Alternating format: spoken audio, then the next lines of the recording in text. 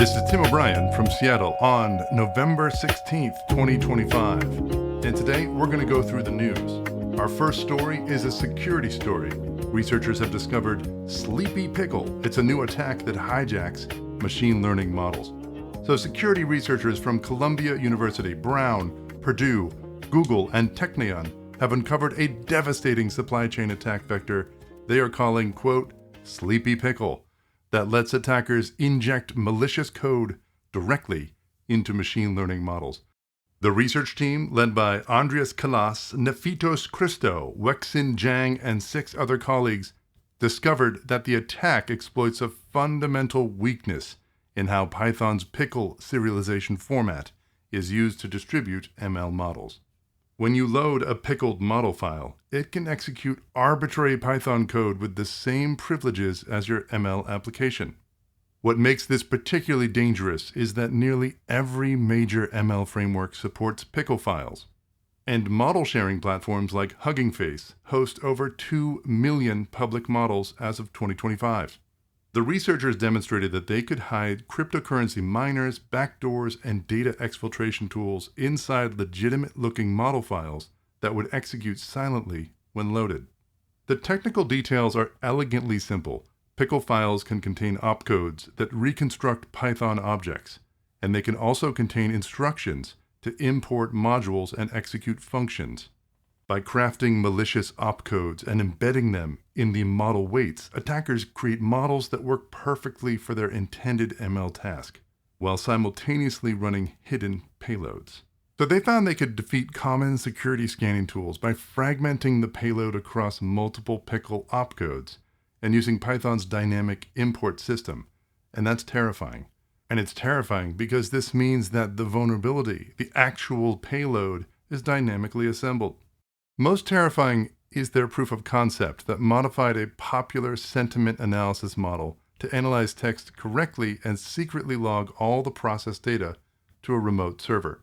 With organizations increasingly downloading pre-trained models to save compute costs, and no reliable way to scan pickle files for malicious code without actually executing them, the entire machine learning supply chain is essentially built on trust. The researchers are urging the machine learning community to abandon Pickle entirely in favor of safer formats like safe tensors. But with petabytes of existing models in Pickle format, that transition could take years. You can read the paper on arXiv, which is entitled Pickleball: Secure Deserialization of Pickle-Based Machine Learning Models. And for more information, please see the links in the show notes. Today's programming language story is about Brimstone. It's a new JavaScript engine written entirely in Rust, and it's by Hans Halverson. So this is a developer who has been quietly building something called Brimstone. It's a new JavaScript engine written entirely in Rust that already passes over 97% of the official ECMAScript Test 262 suite. It started in November 2022. The project implements the complete JavaScript language from scratch, including a bytecode virtual machine inspired by V8's Ignition, a compacting garbage collector, and even a custom regular expression engine. So with 960 commits over nearly 3 years and 282 stars on GitHub, Brimstone is a serious attempt to create a modern alternative to established engines like V8 and SpiderMonkey. And it's chosen to implement almost every component from scratch, rather than relying on existing libraries. What also makes it interesting is the architecture choices and the impressive test coverage, despite being largely a solo project. The engine supports all features up to ECMAScript 2024, plus Stage 4 proposals from February 25's TC39 meeting. It's only missing shared array buffer and atomic support. The bytecode VM design borrows heavily from V8's Ignition, but implements everything in Rust. So the fact that one person has implemented nearly the entire JavaScript spec, including notoriously complex features like proxy objects and async generators, it demonstrates the maturity of Rust for systems-level programming, but also how well documented ECMAScript spec is. This is an interesting project. You should check it out. And as JavaScript engines become increasingly critical infrastructure that power everything from browsers to serverless platforms, having a new implementation written in a memory-safe language will provide valuable diversity to the ecosystem. So go check out Hans Halverson's Brimstone. I can't personally vouch as to whether or not it's ready to use yet, but is certainly an impressive effort. It's on GitHub, and you can see the links in the show notes. Next, we have a weird bucket story, and this is a blogger who pranked Meta's AI crawler with 270,000 pages of garbage about condiments and underwear. And this is from Bruce Eidegger. This is on his personal blog. When interface expert Bruce Eidegger noticed Meta's AI crawler hitting his blog at an unreasonable rate in March 2025, he decided to have some fun. The crawler, with a user agent string of meta-external agent, was gathering premium human-generated content to train Meta's large language models. So Eidegger fed it exactly what it wanted. He already had a PHP program that creates the illusion of an infinite website, so he configured it to answer any request from Meta with procedurally generated nonsense pages. From Bruce's perspective, the results were spectacular. Meta ramped up to requesting 270,000 URLs on May 30th and 31st alone, eagerly consuming super great pages about condiments, underwear, and circa 2010 C-list celebrities. After 3 months, Eidegger got worried that Meta's insatiable appetite for his gibberish might start costing him money in hosting fees.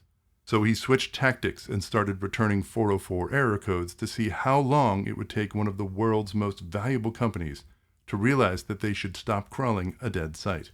The answer? 5 months. Meta's crawler kept hammering his server with requests for non-existent pages for a full 5 months before finally giving up.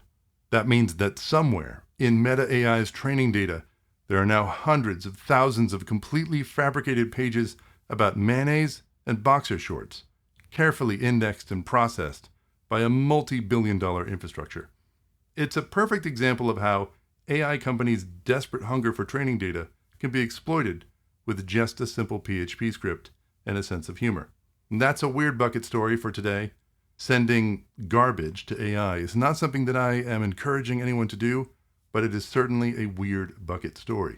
Here's some more news. Jyoti Mann at Business Insider reports that Meta will tie employees' performance reviews to their, quote, AI-driven impact, starting in 2026.